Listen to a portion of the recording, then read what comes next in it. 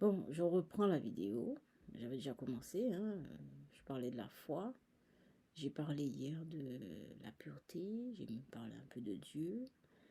Et je disais tout à l'heure que le fait de croire, le fait d'avoir une religion, de concevoir Dieu, Jung disait que c'est un rapport avec une capacité psychique en nous. Bon, je ne sais pas si j'adhère complètement à cette idée de capacité psychique en nous, mais je sais que Dieu n'est pas extérieur à nous. Voilà, ça c'est évident. Enfin, c'est pas évident, c'est pas si évident que ça. Mais moi, je partage cette idée que Dieu n'est pas extérieur à nous, en aucune façon. Dieu n'est pas extérieur à nous. Aujourd'hui, je voulais parler de la foi. J'espère qu'il n'y aura pas de bruit, comme ça je ne serai pas obligée de reprendre la vidéo. Vous voyez, j'ai gardé mon crucifix. Bon, j'ai oublié de mettre un Bouddha. Hein. Je ne suis pas habituée au Bouddha. Enfin, le Bouddha ne fait pas partie de mon enfance, etc., mon historique. En fait, c'est pour ça. La personne du Christ, oui. J'aime bien le Christ. Enfin, je ne sais pas si c'est la personne du Christ, hein, mais en tout cas, voilà. J'aime bien c'est pour ça que je mets le crucifix.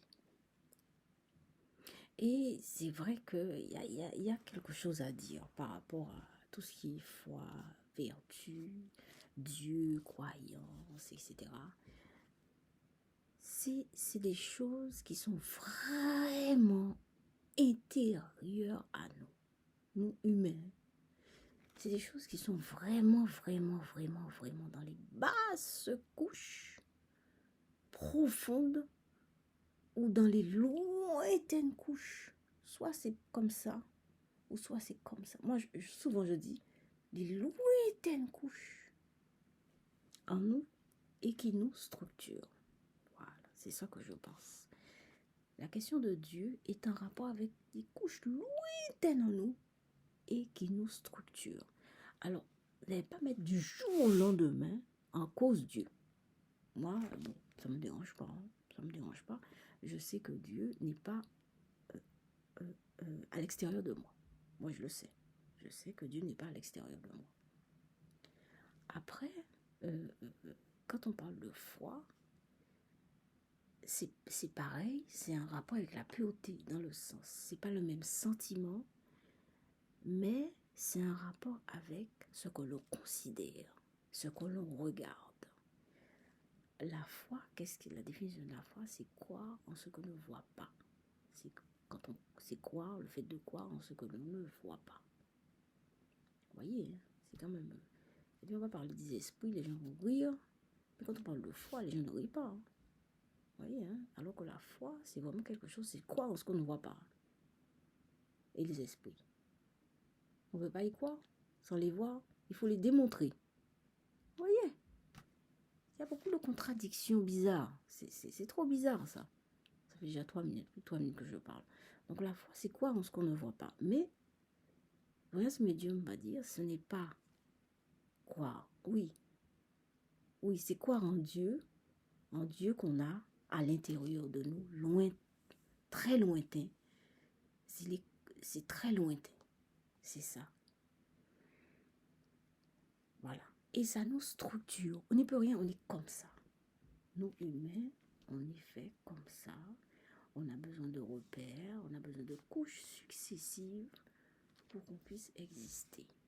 La psychanalyse a trouvé que, en fait, on était fait de couches successives. Mais bon, je ne pense pas que la psychanalyse a trouvé ça. C'était déjà là depuis longtemps, on le savait.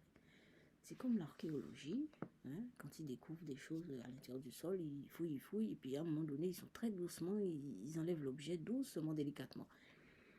C'est ça, l'humain. Alors, la foi, c'est pareil.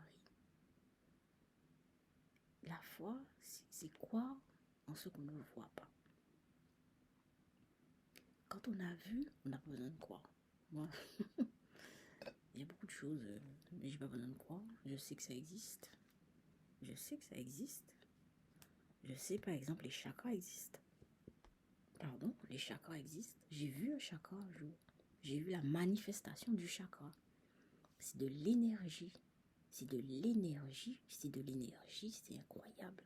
Et c'est sorti de nous. C'est en nous. Mais comme on est tellement nul, eh bien on ferme toutes les portes. Et on ne peut rien faire. On a perdu nos capacités. Pourquoi? En fait, on ne les a pas perdues. Les portes se sont fermées. Voilà, les portes se sont fermées. Hop. Parce que, bon, ben, eh ben on est bidon, quoi. Mon fils me dit, maman, qu'est-ce que tu veux dire bidon? Pourquoi tu dis bidon tout le temps? Pour moi, quand je dis bidon, ça veut dire que c'est creux, quoi. Il n'y a rien. Il n'y a rien, on s'est fermé. On s'est fermé. Alors, après ce discours très philosophique, c'est pas de la philosophie, c'est des choses qui sont c'est des pensées spontanées, quoi.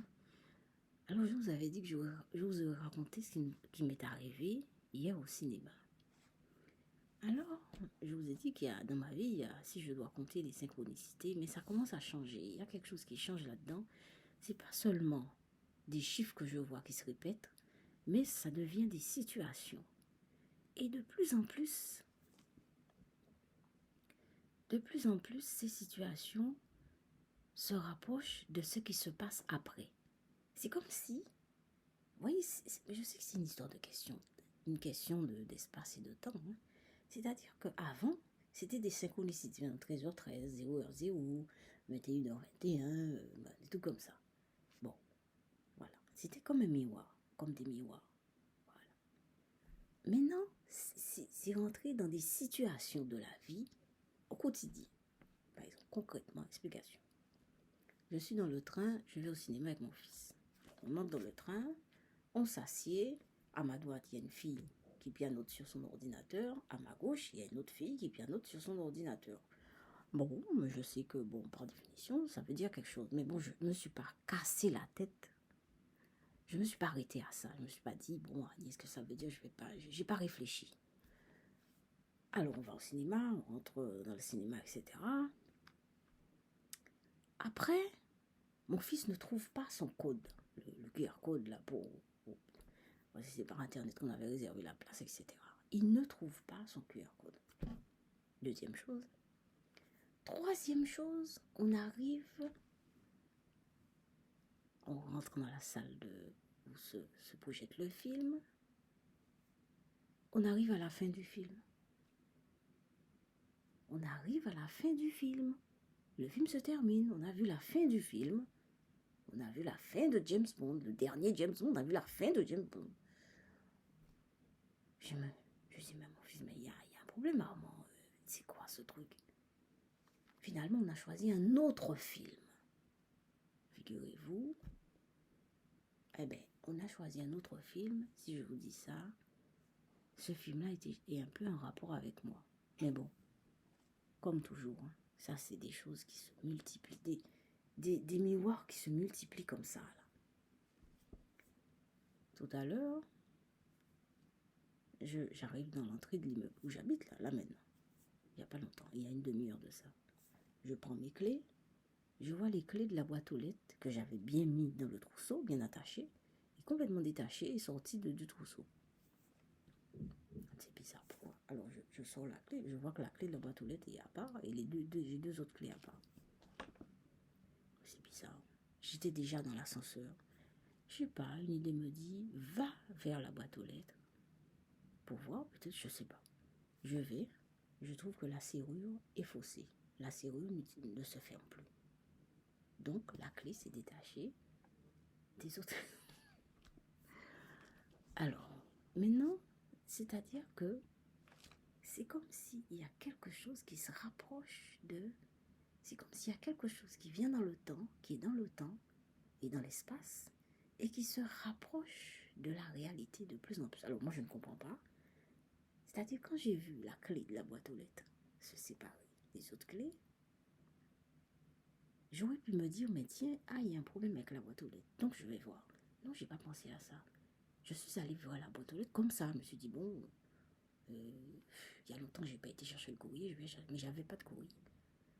Et voilà. Alors, la réalité, c'est que la clé est séparée et effectivement, la boîte aux lettres ne fonctionne plus. Il y avait deux personnes qui avaient l'ordinateur, c'était des écrans. Arrivé au cinéma, on n'a pas pu voir le film. Voilà ce qui m'arrive. Alors moi, merci mon Dieu, merci à la vie, merci moi. Je prends tout ce qui m'arrive. chose. Mais demain, et ça fait déjà 10 minutes, je fais les peintures. C'est dingue.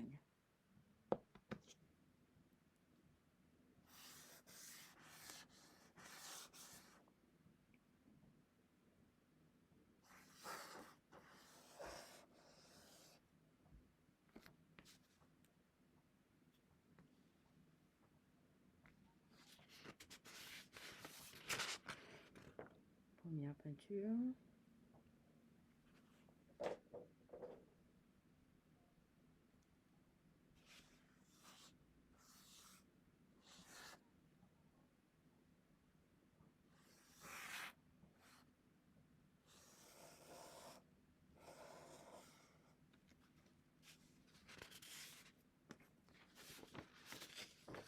Deuxième peinture.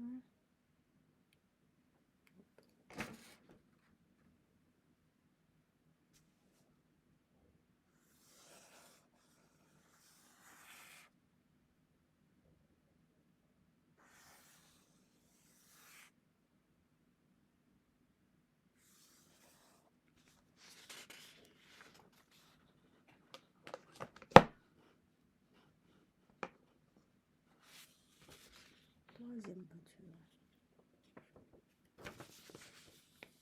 Bon, voilà, c'est des choses comme ça qui... c'est très étrange, hein. C'est de plus en plus, c'est des choses très étranges qui se passent. Et c'est dingue. Bon, je vous laisse passer une bonne soirée et une bonne nuit. Et je vous laisse mon mail toujours. Diem, c'est diem, hein, dhyemh@outlook.fr. Et demain, je vais vous parler d'une... Ah bon, je vous en parle tout de suite.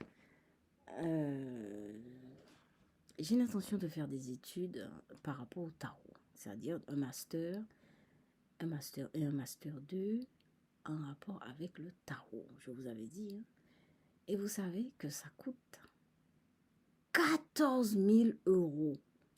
J'ai le devis, s'il le faut, je vais vous montrer ça. Alors, ce que je voudrais, c'est que vous m'aidiez. Les personnes qui entendent ma voix, je sais qu'il n'y a pas beaucoup de gens qui m'entendent, alors ça me coûte 14 000 €. S'il y avait 14 000 personnes qui me donnaient 1 €, impeccable, ce serait bien. Alors, je lance la demande, j'ai besoin de 14 000 € pour faire mes études. C'est pas de la blague, hein. Je mettrai le devis sur Twitter, vous allez voir. Et c'est sage. Donc, je vous demande votre aide. 1 €. 14 000 personnes, 1 €. C'est bon. Je vous laisse mon mail, c'est dhyemh, dhyemh@outlook.fr. Et donc, c'est des études sur le tarot. Je veux travailler sur le tarot, faire une recherche, des recherches sur le tarot, mettre le tarot en rapport avec la peinture, parce que c'est un DEA, c'est un Master 1 et DEA en création artistique et moi je mettrai ça en rapport avec le tarot.